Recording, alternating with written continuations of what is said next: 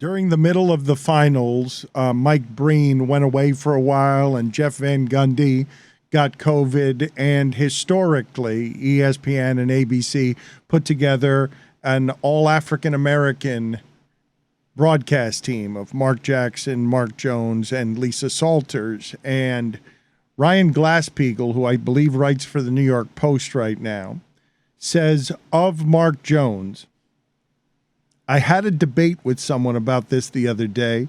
Many will disagree with me, and it's unknowable. I think there are 1 million sports fans who don't want to watch a game called by Mark Jones. What? What the hell does that mean? What? He believes that 1 million sports fans would say that Mark Jones's politics, he went, I believe Mark Jones called a Boston run during one of the games an insurrection. He did. Yes, he did. Made me laugh out loud. It is. It's funny. It's a funny word to just toss in the middle of sports. But I was fairly surprised that a guy who's been a media writer for a long time believes that you lop off 1 million people, that what you do in the polarized, now this is, he says it's unknowable. I believe that none of these broadcasters move much of a needle one way or the other on this stuff. How dare you?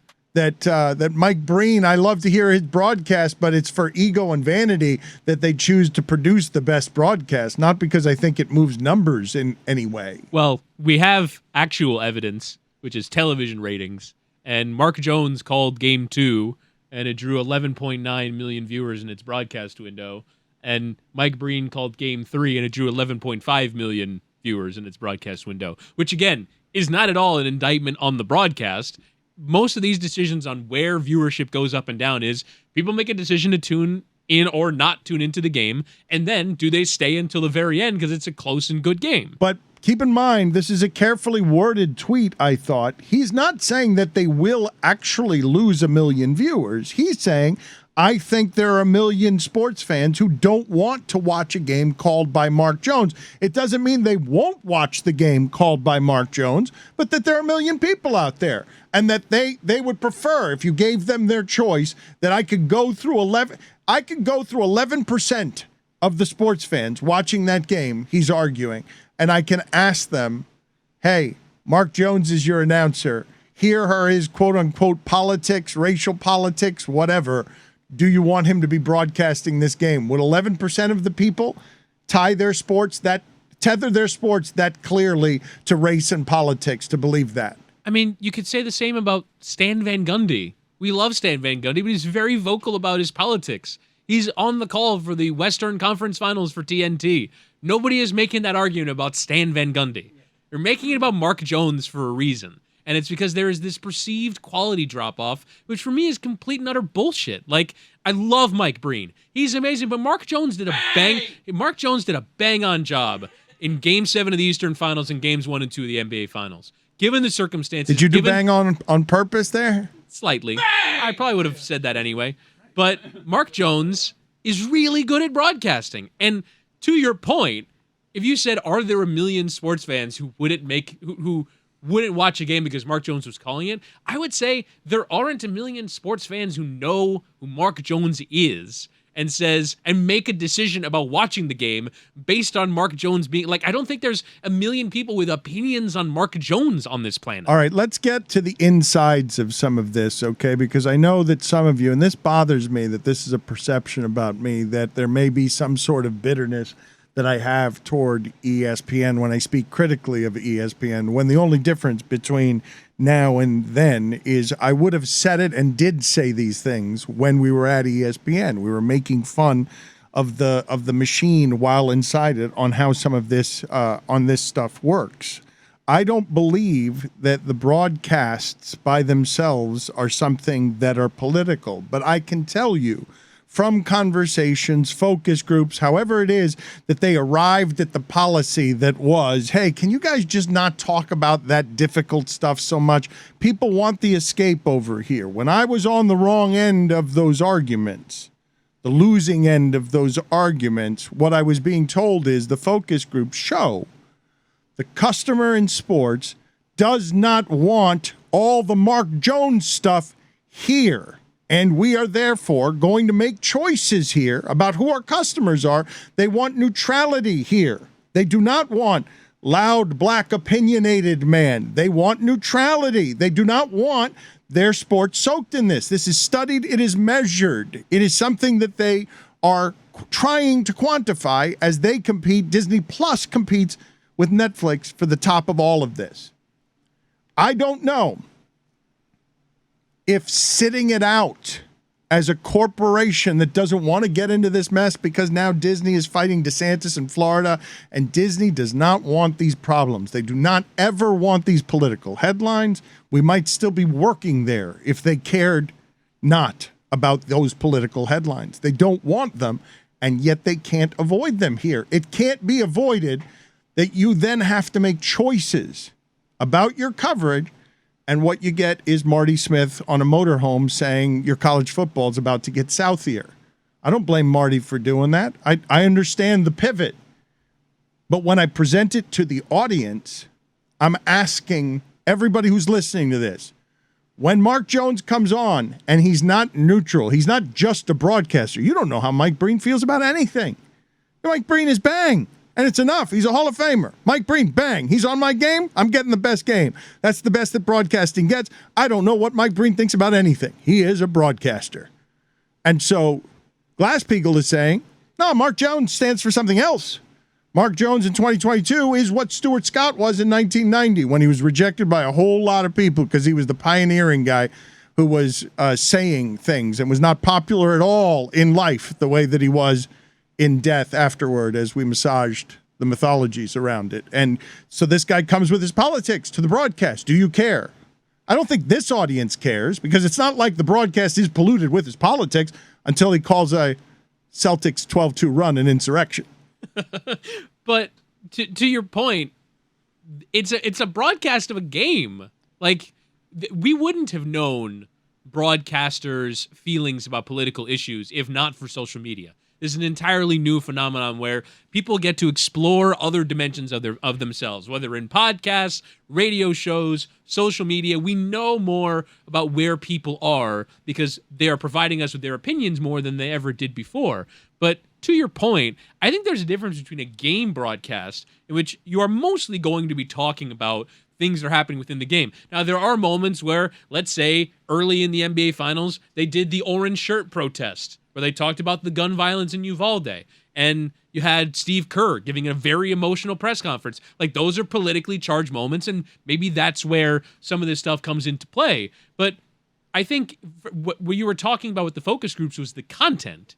Is at 4:30 in the afternoon on ESPN, it would appear sports fans want to hear, is Tua Tagovailoa for real? Yes. Rather than what's going on in Uvalde, right? That is correct. But I think that's different than where people stand versus what they're doing on the air. I know when I'm watching, ex-coaches that some of them are pretty conservative, right? On television. Like, I know that there's some people who are on television that probably aren't on my side of politics, whether I know it or not. But I'm watching their coverage of a football game, not to hear their thoughts on politics. I mean, I know we're saying you don't want the broadcasters to give too many opinions, but last night when Jeff Van Gundy revealed to me in the fourth quarter that he loves seals because they showed B-roll of seals on the bay in San Francisco, I was a big fan of that. Yeah. I was a big fan of hearing that he loves seals because it was just a B-roll of seals and there's no one talking. All of a sudden you hear Jeff Van Gundy go, I love those things. See, you're okay with that opinion. You just don't want some opinions. There was a little Gruden there, and all you really got to be on television is someone who loves some seals. You don't want your broadcaster to remind you of the insurrection. You want your broadcaster to love some seals. That's right. Let's keep it light. You know what? I love those things. Tatum's a choker. Hey, Steph's great. I love seals. Let's go to bed. These games are late. It's everyone's tired. We decided a championship tonight. Don't make me think about politics. Just make me think about, you know what? I do like seals. Who doesn't like seals? Well, you don't want to smell them. That's a good shout. The seals smell bad. You like seals only visually. You don't want to be around them. They smell like fish and the sea, and it's truly foul. Really? Yes. That wharf where those seals are smells like absolute shit. Ron has told us it is horrible. anything that eats fish smells terrible. Yeah, it's Oh horrible. yeah, baby. I don't smell good at all. You don't. Okay, that is Lewis, ladies and gentlemen, just shouting across the room. I don't smell good at all. Whittingham, why were you defending AJ Brown? Why were you defending AJ Brown the other day? Was he getting dragged on social media? He was. For being. We love dragging someone when they're a real fool. When Right. we love you idiot. You think a thing, and now we can all. You dumb jock. You idiot. You AJ Brown moron. So here's what he tweeted. He tweeted, and I'll be curious around the room. When I say, Chris Cody, when I say that there is a 40% chance of rain, what do you think that means? It's going to rain from like 4 p.m. to 6 p.m. Okay, so that's Yeah. not the definition. I mean, in Miami, that's a good that's shout. Probably In right. Miami, That that's is a good excellent. You are a great forecaster.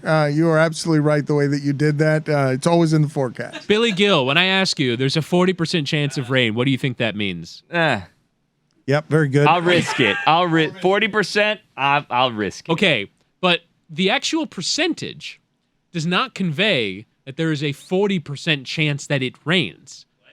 40%. That's what you just said. No, that's not what I just said. What I said is that 40% means that in the geographical area that you're talking about, 40% of that land area will have rain. And so AJ Brown tweeted, I didn't know this. So it will 100% rain in 40% of this area? Correct. That's But does that always happen? Say that. No. What are we Okay, doing well, here? I don't know. Well, then it's not maybe it does. 100%. Maybe Hold it on a does. second. But You that's know what? that's what the percentage means. When on the weather forecast they say there's a 40% chance of rain in Miami Beach, that means that 40% of Miami Beach will get rain. No. That's That's what the percentage conveys. Where'd you Listen, get that info? I looked it up because Okay. AJ Brown tweeted, the now Eagles wide receiver. Weather Your Full hands of have been shit, up in the yeah. air for like 2 straight minutes. Well, he is here to defend AJ Brown. AJ Brown is being. This isn't against AJ Brown, by the way. Oh, this it is more a like bit. No, it whether is. people are full of shit. No, Like, it is. They make it up. Nope, it is against AJ Brown, and I believe Whittingham. I don't know if this is as brave as I've seen, but I'm pretty sure that Whittingham is the only person here trying to defend AJ Brown nationally in Philadelphia, anywhere. Whittingham is trying to explain to you that his meteorology is correct. So the reason why I bring it up is actually to help AJ Brown, because a lot of people in this room are learning that that's what the weather forecast means. AJ Brown tweeted, I learned today that the weather forecast means that a 40% chance of rain means 40% of this area is getting rain, not that where I'm standing, there's a 2 in 5 chance that I'll get hit by rain. And so he tweeted this, and a lot of people took to dragging him. And I, reading that, went, well, should I admit embarrassingly that I didn't know this either and then I'll get dragged too? Or do I take this to my work colleagues and ask, what do they think a 40% chance of rain means? And now I feel more comfortable. No, you're right, man. This is not common knowledge. This is interesting, and and I looked it up right here. You seem to be right. So this is, look at you, learning You people. seem to be Yes. right. Weather people make all this stuff up. They're always wrong. It's a guessing game. Does it look like it's gonna rain? What does the radar say? I don't know. And then what happens? Because here's the thing, and I don't mean to be, meteorology is the sketchiest of sciences to me. You know what I mean? No, because here's the thing. Because here's what happens, right? No, here's what happens, right? You say, oh, this is what I predict is gonna happen based on the radar, and then when it doesn't happen, it's like, oh, the radar changed. Oh, things changed. Oh, all I can do is look at the radar. It's made up.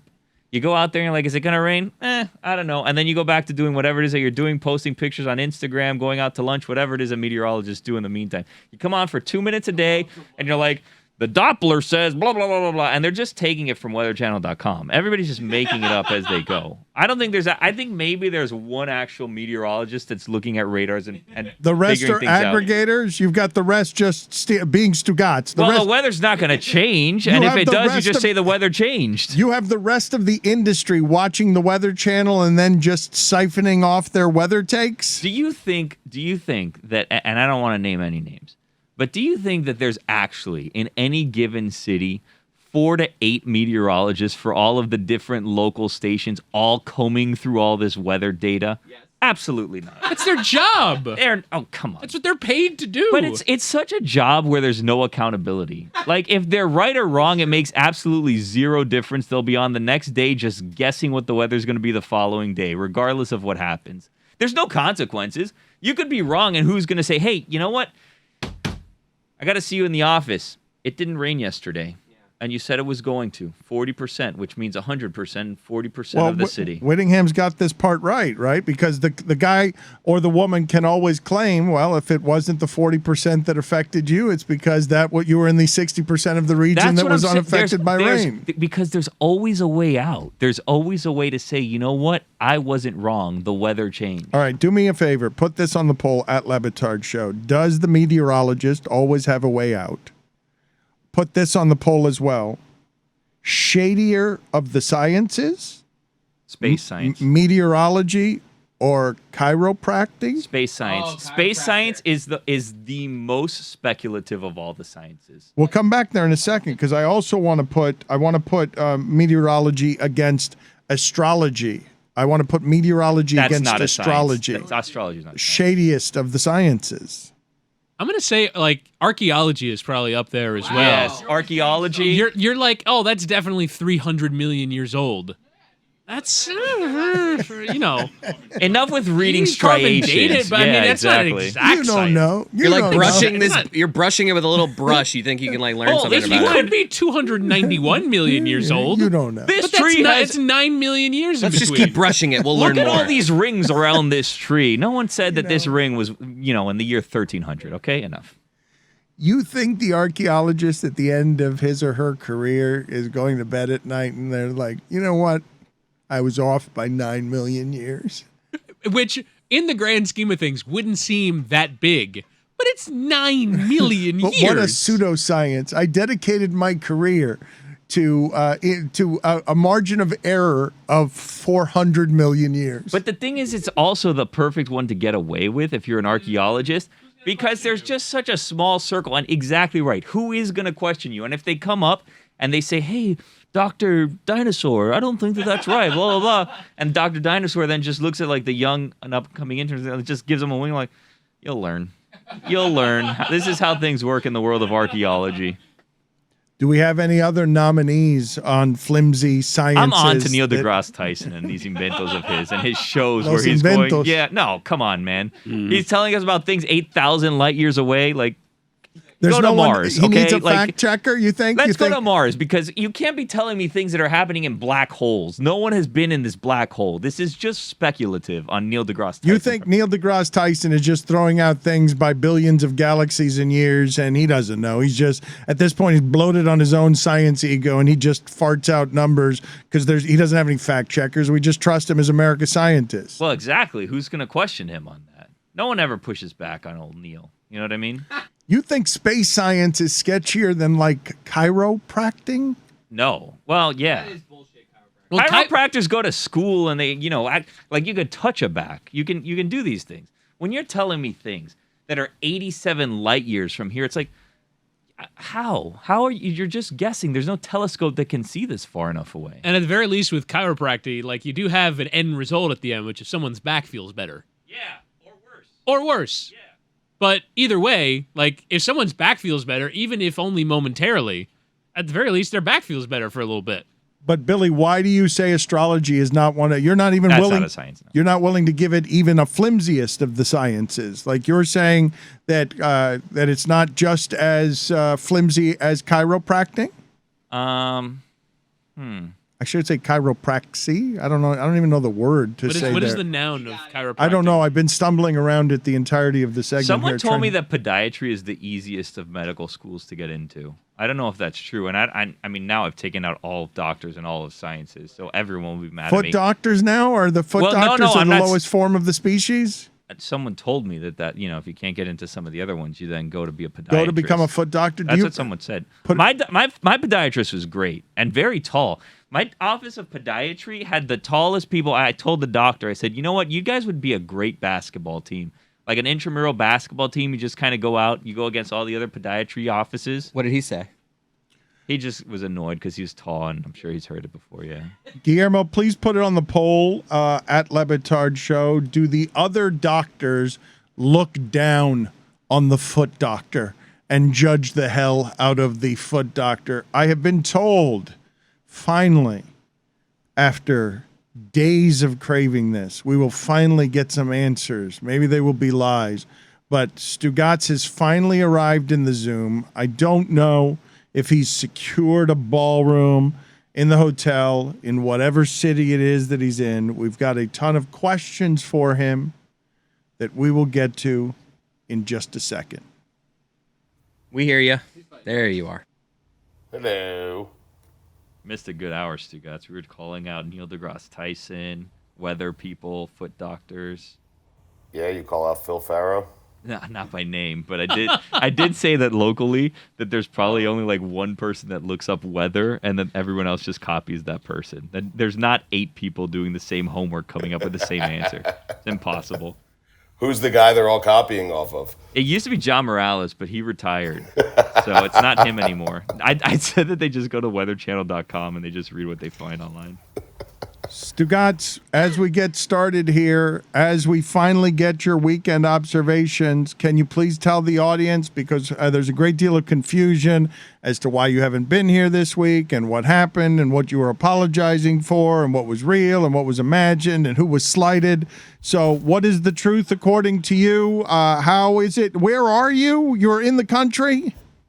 I am in the country, Dan. I am, listen, you know how much I care about Al Horford, and so I am following Al Horford around the entire country, okay? I felt like he needed it, and listen, what I did last night, and I went to great lengths, I traveled all the way out to California and tried to give a little pep talk to Al Horford. I was covering the NBA Finals from a dead show at the Shoreline Amphitheater. And so I care about Al. I'm going to fly over to the East Coast tomorrow to try to be there for him for a big Game 6 at home to try to extend this series. What were you apologizing for? What were you you apologized to me? You apologized to Whittingham. You tell us on Sunday night that you're not coming in, that you got to do it by Zoom, and no one knows where you are. And then it's discovered that you're not even in the state.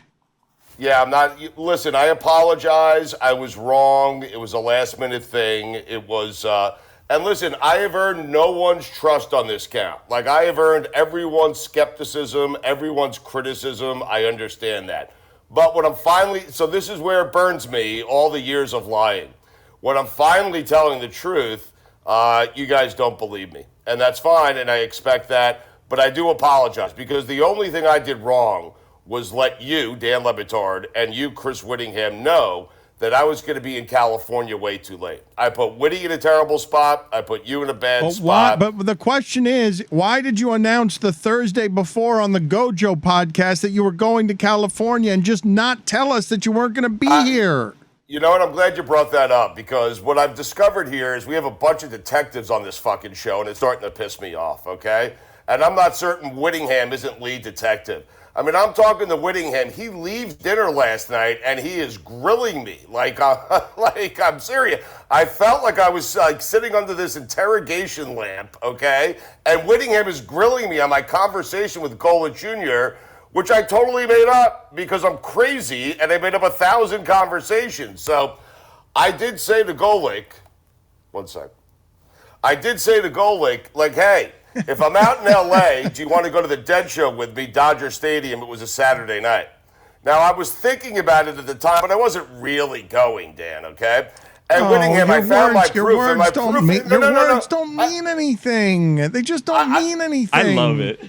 No. It was on a Saturday night. Love, okay? Billy? What do you love, Listen to Billy? me. Listen to me. Listen, detectives, okay? Listen, guys. I was home on Saturday night. I went to dinner with Abby. I found my receipts, Whittingham. You drove me so crazy yesterday that I found my receipts, and then I streamed Saturday night's Dead Show. That is bullshit, chicken. Chicken, you get back in there. Saturday receipts about Dead Show? Why were your receipts with you in LA?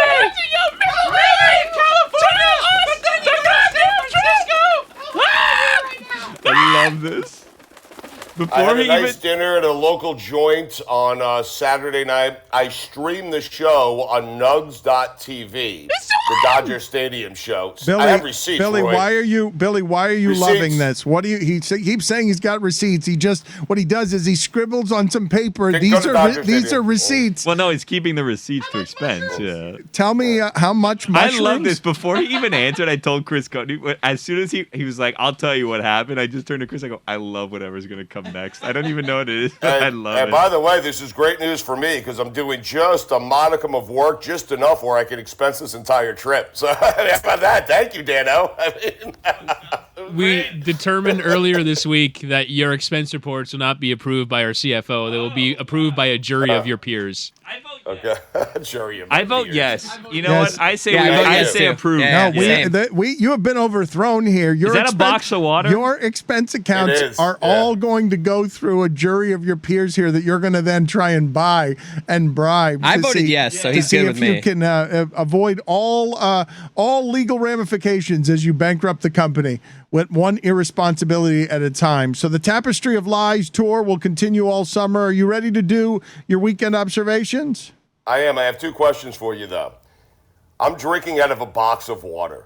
It says boxed water is better. Looks terrible. Is it? Is it? Is it good? better? It doesn't look appetizing. Tastes like How's it cardboard. taste? It doesn't taste better. I got to be honest with you. It tastes like cardboard. Guillermo, Exactly. put it on the poll. Is boxed water better? I think it is more environmentally friendly. You I can have eat one the other box. question. I do have one other question here because Whittingham and I were having a funny discussion. When you do what it is we do for a living, what is the proper time to get started and start yelling in your hotel room? Like, is it 8:30 where you can just tell people to bleep off if they start banging Well, on the it's wall? time to do weekend observations. We will find out you didn't together. No, well, we've got to do it because we've been waiting all week for you to expense this week from California as you follow the dead, and you give us this one morsel of content. Your middle of the week weekend observations. Are you ready? Yes. It is time for Stugotz to share his game notes. No one in the media will tell you what happened better than my boy Stu. Weekend observations brought to you by Advance Auto Parts. Dan, it's the second biggest major on the golf calendar.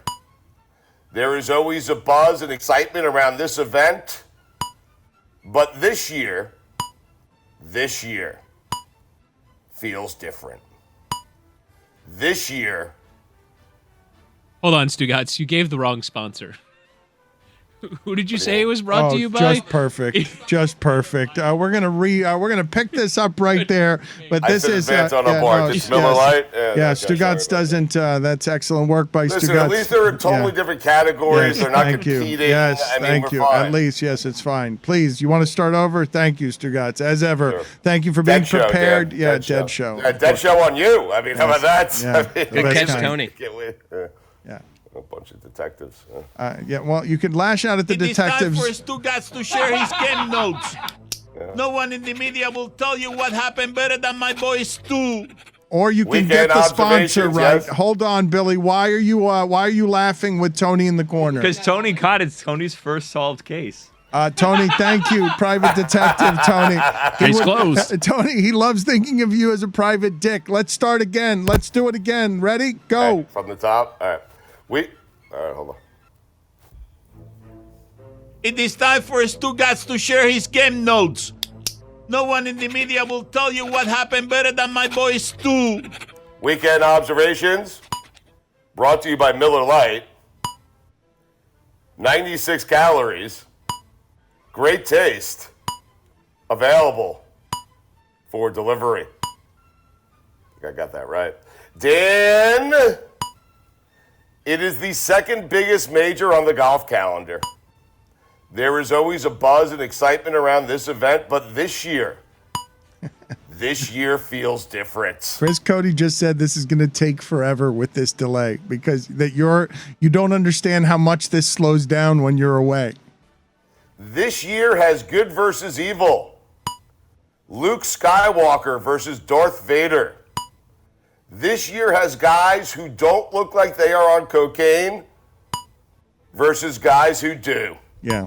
That's true. And thank you. And Dan, just like that, U.S. Open week is back. Steph, never doubted you. Dan, you know what the C in Curry that used to stand for choke now stands for? Even after the 0 for 9 that that happened after you wrote these? It doesn't matter. This was an observation after a big game. Okay, what does it stand for? What does it stand for? Courage. Courage. Charisma. Okay, 0 for 9. Cantaloupes. Okay, 0 for 9. Champion. Yeah.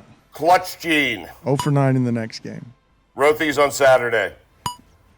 Tip of the cap to the flu game. Whoever won on the Live Tour, do it on the PGA Tour. Yes. Schwartzel. Yes. Whatever. Mina Kimes, do it off the mound. Oh. You know, the hill. Oh, no. The bump. No. Speaking of bumps. No. The Live Tour. You know what the M in Mina stands for? No. Not mound. Oh, no. No. New York. What do you mean no? She's Do gotta it on the mound. Do it on the mound. Thank you. New York Rangers. When you have John Cooper being lowered into his grave, you drive a stake through his heart just to make sure he's dead. For sure. Thank you. Jack Del Rio. The old delete the Twitter account trick.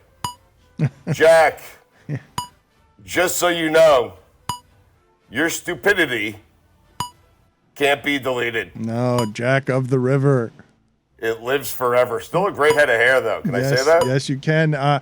Chris Cody has some shame about toasting him in a Bristol lobby. So do I. A So do double I. tree. Yeah. A double We toasted tree. cookies. Cookies. You toasted. I know. Highly we regrettable. celebrated that guy. Chris, you're so right. I was thinking You about didn't it. know. Chris, you didn't know. We were when you- it was the when- cookie I was you know, toasting. When you toasted him with a cookie, you didn't know that he thought it was okay to assault the Capitol. You couldn't have known that when you Did toasted he think him I was with a agreeing? cookie. You Did he couldn't think have I was known. agreeing with that when I toasted him? I Yes, was like, secretly. That was your code around the cookie.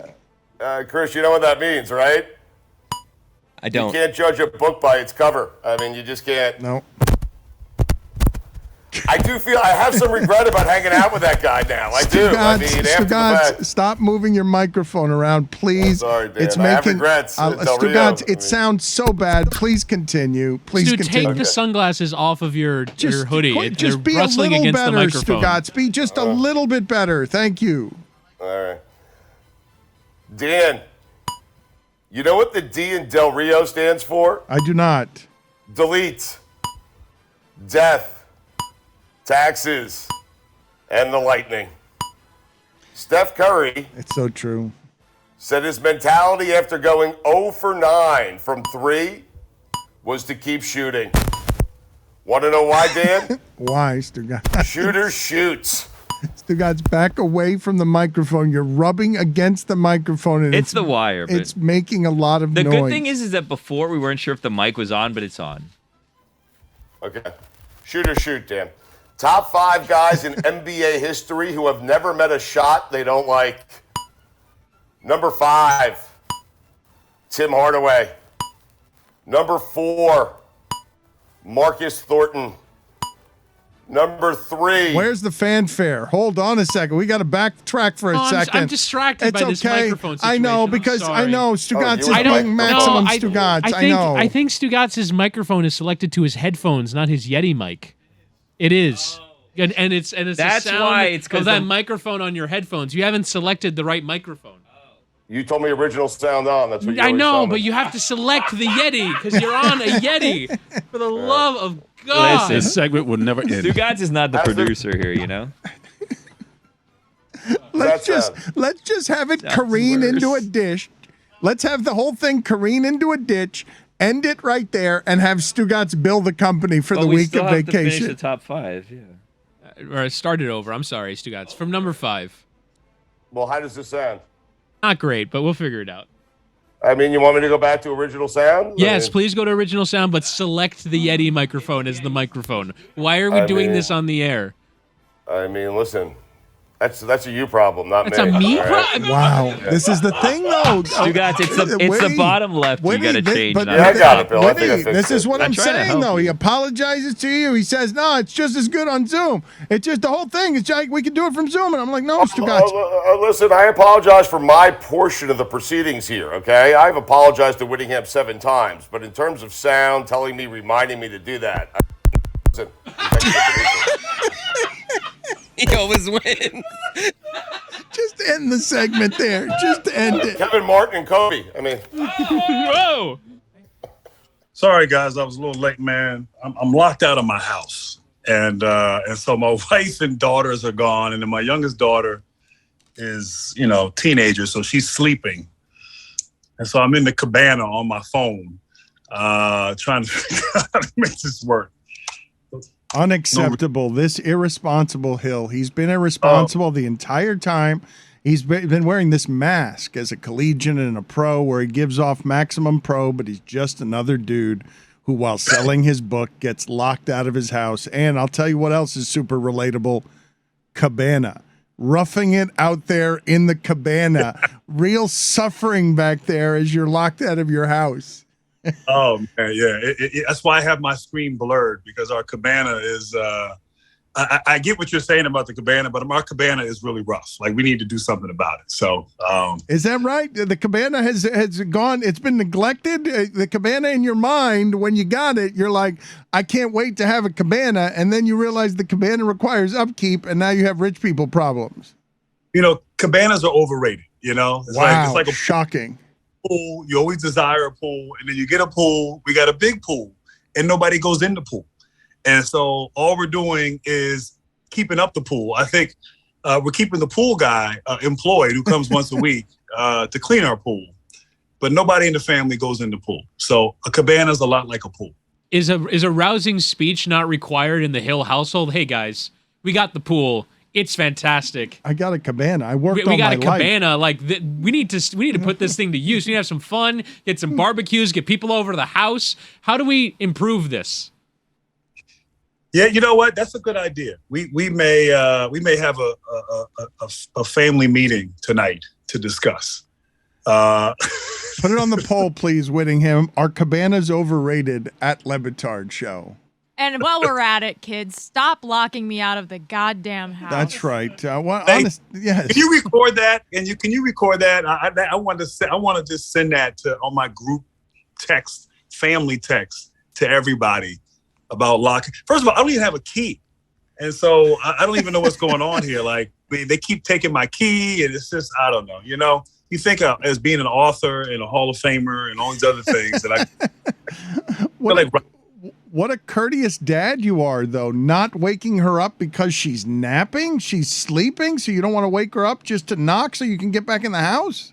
Oh, no, I tried to wake her up. I've called her. I've texted her. I've rang the doorbell. And, that's what you have with a 15-year-old. She's probably laughing in her room at me. So anyway, I have access to the Cabana, as you can see. And here we are. Voila. Would you rather have a cabana or a gazebo? A cabana. I'm not even sure I know the difference between a cabana and a gazebo. Put it on the poll, please, Whittingham. Do you know the difference between a cabana and a gazebo? I can tell you right now, a cabana has 3 walls and only 1 opening, as opposed to a gazebo, which has all of its sides open. Did not know that. Google. Impressive. The name of the book, and you told us the last time that you were coming on with us that you wanted to talk about it because you've written an autobiography. Game, it's called an autobiography. Game, an autobiography. And I mentioned Grant Hill Hall of Famer, 7-time All-Star with us. How much catharsis was there in going back and ruminating through your past? You know what? That was the best part. At times it was frightening. It was scary, difficult, but it was also enlightening. I think I learned a great deal about myself. But to go back and unpack some things and deal with things and relive moments throughout my career and throughout my life, I think ultimately was good and healthy. And I've felt after going through this process that everybody should go through this process. Everybody should write a book. Now, it doesn't mean everybody will get it published, but everybody should, go back, review your life, find the lessons, just the blessings, being vulnerable, being honest with yourself. I actually learned a lot about myself in this process. So it was, it was good. It's also scary kind of sharing and revealing a lot about yourself, particularly as as athletes, you project what you want to project, and you project what you want everyone to know. And so to kind of peel back the onion, so to speak, and get to the core of who I am, it's kind of liberating, but it's also a little bit scary. You had to be a little careful as an icon, correct? As a star, your every word, every headline could be a problem. I always thought with you, yes, maximum professional, a pillar of professionalism, but also a veneer of guardedness, can only allowed to show us so much because we couldn't be trusted with his actual vulnerability. Yeah, I mean, yes and no. I mean, I've always tried to be honest and authentic, particularly with you, Dan. But I think a book is the right platform or what have you to really take a deep dive. And I think, like I said, as athletes, you go to the park and you play basketball or you play in high school, college. A lot of it's body language, a lot of it's posturing, a lot of it's exuding confidence. And I got really good at that, even particularly during my formative years, where I lacked a great deal of confidence. And so that kind of was how I lived too. I mean, I think I was always, projecting calm and cool and just that I got it all together. And I think the reality is we all have stuff, we all have baggage, we all have things that we're dealing with. We're all very self-critical. And I think, being able to share and touch on some of that, and then how I dealt with it and have tried to overcome it, and how basketball played a role in that. But yeah, I mean, you project what you want to project. And so I think the exercise of a book is being transparent and sharing some things that, you've tried to hide, throughout your life and career. Like what? You said scary and illuminating. Give me some examples of each. Well, for me, I had confidence issues and belief issues, and I struggled with that, not just, on the court, but off the court. And I also had a really bad stuttering problem. And I think a lot of that had to do with confidence. Also, I wanted to be a good basketball player. That's always been the goal, but I wanted to blend in. I didn't want to stand out. And, people may, that's humble and that's a good quality and a good trait. But I think to reach your potential, you have to be willing to stand out. You have to be willing to stand out and allow your talent to flourish. So those Duke years and some of those magical moments and certainly iconic teams, those were struggles for me. And I could hide behind Christian and Bobby at times. And, but my last year, I was forced to step out and to step into, my greatness, if you will, and getting comfortable with that. You can't be a great player and blend in, you can't be a great player and not believe in who you are and believe in your game. And so if my skill was here, my confidence was maybe here. And eventually it matched and it caught up to what I feel was my skill level. And so, but just, taking the reader on that journey and sharing some of those personal, thoughts and beliefs and what I was experiencing that I don't think I shared with anyone, that teammates, roommates, family. You can't, right? It's got to be bravado. You can't show anybody weakness, right? That's got to be yours, and doubt has to be yours and yours alone. No question. And, as I always said, as a teammate, you're training your teammates. And so when you're playing a meaningless pickup game in the summer, you're training your teammates in terms of who you are and who you want them to think you are. And so everything, body language, how you approach the game, exuding. I like to say it's like a matador in the ring, and you're in a life and death situation. But you look at the matador, and they're elegantly dressed, and they have great posture and body language, and they have a grace about them, and they have to have that in order to because the bull will sense that. The bull will sense fear. And so there's a grace and an elegance to the matador when they're in there with the bull. And I think part of that gives them confidence. You can fake it. You can act. Fake it until you make it. You hear that all the time. But I think part of me is like my career. I faked it. I faked it and always exude like this grace and like I got everything under control and I'm confident. Meanwhile, I'm a nervous wreck. And this was more, like I said, during my Duke years and before.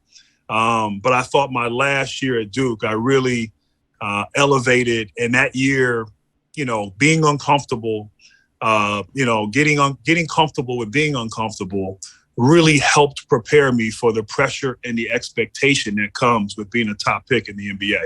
Beyond stuttering, why did you lack confidence? I don't know. I mean, it's not like, my parents were loving, supportive. I'm an only child of two only children. So we were very close. We're still very close. I think as I've unpacked it a little bit more, I think there was a part of me that felt overwhelmed by their success. And they were achievers. They were intellectuals. They were accomplished. And they did everything to provide. And, I grew up, privileged and exposure and education and all travel, all those things. But it was always intimidating, I think, sort of living up to their standard and living up to who they are. And I think that played a role, and so, I think people would assume that everything would be perfect in my life. And in the grand scheme of things, it was. But I think, and it's not an indictment on my parents, but I just think that they were so, I was so amazed by them. They were famous. They were famous intellectuals, right? Like they were famous academics, both of them. Academics, my dad obviously was an athlete, played in the NFL. My mom, she's the rock star in the family, had a 40-year career in business. I mean, she was, as she likes to say, my dad is a kept man in more ways than one. And so she killed it in the 80s and 90s. And so just seeing who they were, seeing how dynamic they were, how well-spoken, how smart, it just, for me, it was something that was hard. It was hard to feel like, can I live up to who they are? And so basketball, and I think the success on the court and all that comes with that off the court, in a way, kind of helped build up who I am and that self-belief in who I am. And so anyway, I mean, to unpack all that and go there, like you said, it's bravado. It's like, it's coming to the court, coming to the park, coming down to Miami to play the Heat and always exuding like everything is perfect, everything is good. And that's not always the case with us athletes. His new book, Game, an Autobiography, is available now. Grant Hill, always enjoy having him on. Can you give us, I believe, the beginning of your career at the very end? You got the last of Larry Bird, and I'm just wondering, legendary on-court interactions that you had. You were not much of a talker, but it seems like any player has Larry Bird stories. I don't know if you have one of those or if you have another one that you want to give us, just a back and forth that's particularly memorable because it stood out to you on the court. Maybe early when you were faking it a little bit or trying to fake it. Well, first of all, Dan, I mean, I'm old, but I'm not that old. Larry Bird, I mean, I didn't play against Larry. I wish I did. No, but he was. I thought it was 92 and 9. I thought you had a dream team experience with him. Dan. No, that's a big fine. Oh, you're going to tell Grant Hill he played with Larry Bird? Grant Hill's career started in 94 and Bird ended in 92, and I thought maybe there might have been some overlap in there somewhere. I thought it sounded wrong. And you're right. I was on the college development team, select team that practiced and played against the Dream Team. So you're technically right. We did play against each other. No fine. And no fine for Dan for now.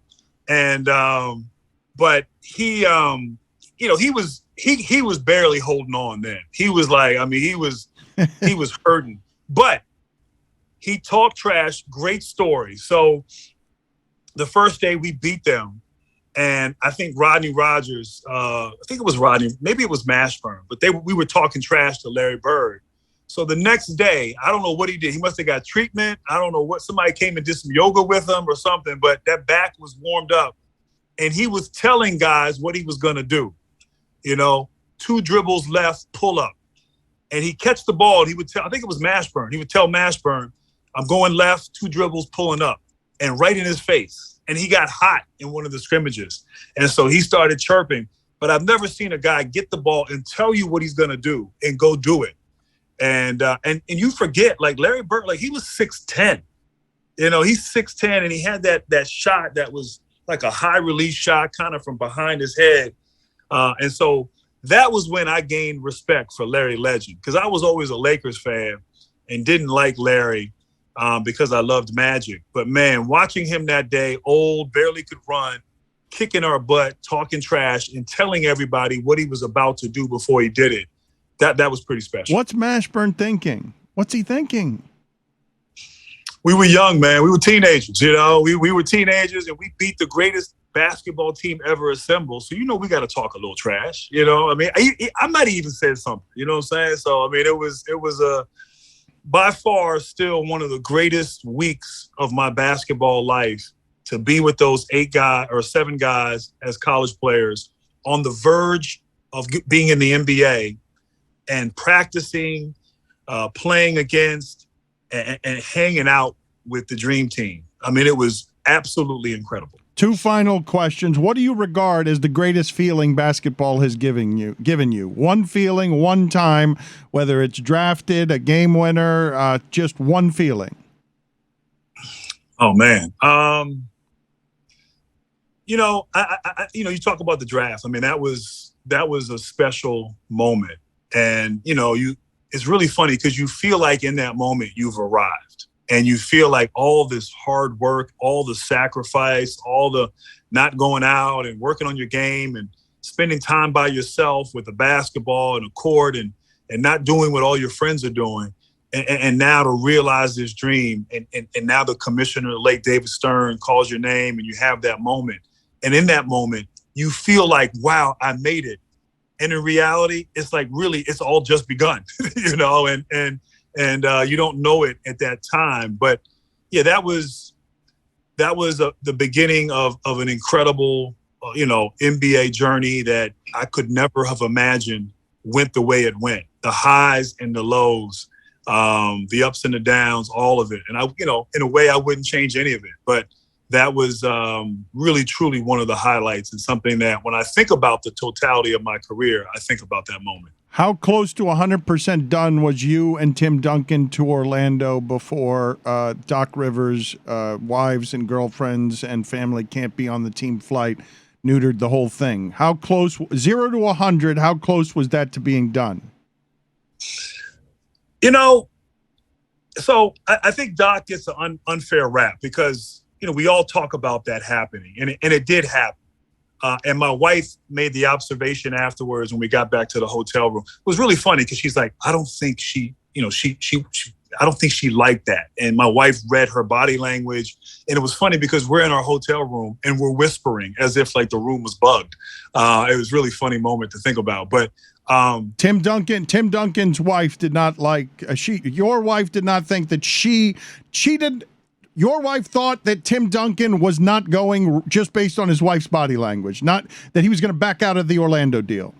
Yeah, I mean, then girlfriend, future wife, yes, but like she was the one that was skeptical, and she observed that whole interaction between her and Doc, but I still think Tim was in, and when we flew home. Tim, I felt like when we communicated, at least initially, that he was all in. And I got that sense. And Tim's kind of hard to read, but that was the sense I got. I thought he was more in than I was in. And what people don't know is I was supposed to make other visits, but I was on crutches. And it was too much navigating and getting around in Orlando. So I had, I had New York, I had Chicago, I had San Antonio, I had Miami with Pat Riley. And Pat Riley was the absolute best when he came in. But I still had to meet with all of them. So they all came in over the course of the next 3 or 4 days, and I met with those teams. But by then, Popovich and David Robinson and the, everyone else was all over Tim at his house, and so eventually he changed tune and stayed in San Antonio and obviously had an iconic run there. But it's hard to believe or imagine that Tim Duncan was actually considering leaving. And I felt and sensed, even with that whole situation at dinner with Doc, that Tim was still on board. How many championships do you two end up winning? How many? Well, let's also understand T-Mac was going to come too. And there was a way we could get all three of us. And so the East was kind of wide open. I do think that if Tim and T-Mac came, I don't think there would have been a push to bring me back too soon. And I think, because at the time, when I signed and T-Mac came, no one knew exactly how good T-Mac was. And so I was looked at as the kind of the big fish during that free agency. And I think there was just this pressure. Nobody forced me to play, but nobody also, kind of like, hey, let's be smart. We have a long partnership here. Let's take our time. I get in the book, I talk about how we didn't follow the rehab protocol. And so, I kind of walked the reader through sort of what happened. But I think if Tim and Tracy had come, I think I would have waited a little bit. I probably wouldn't have come back until I was supposed to come back like December and January. And I might not have had the long injuries ordeal saga that I ended up having over the next 4 or 5 years. So thanks, Tim. The new book, Game, an Autobiography, it is available now. Grant, always good catching up with you. Thank you, sir. All right. Thanks for having me, Dan. I appreciate it.